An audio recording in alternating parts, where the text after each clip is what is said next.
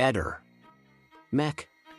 Pallister. La riesumazione ci darà delle risposte? Noi tutti lo speriamo, perché finalmente, e sarebbe ora dopo 2 anni, lo dico, vorremmo sapere quando, soprattutto quando.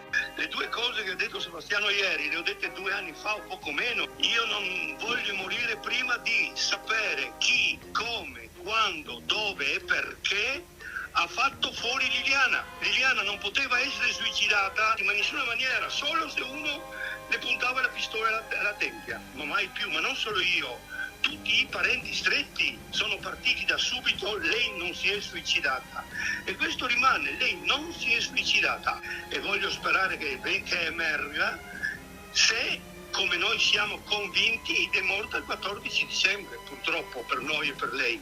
Sebastiano sull'ultima notte ha rilasciato 14 milioni di versioni, ma mai aveva detto che lei fosse disperata addirittura al punto di piangere, e non lo ha detto nemmeno in questura. Ovviamente non lo ha detto mai prima di ora, perché molto probabilmente ciò non è vero, ma nel caso in cui fosse stato vero, forse temeva un'accusa di istigazione al suicidio. In ogni caso, se ciò fosse stato vero, nel remotissimo caso in cui fosse stato vero, si spiegherebbe perché lui dal primo minuto è stato convinto del suicidio.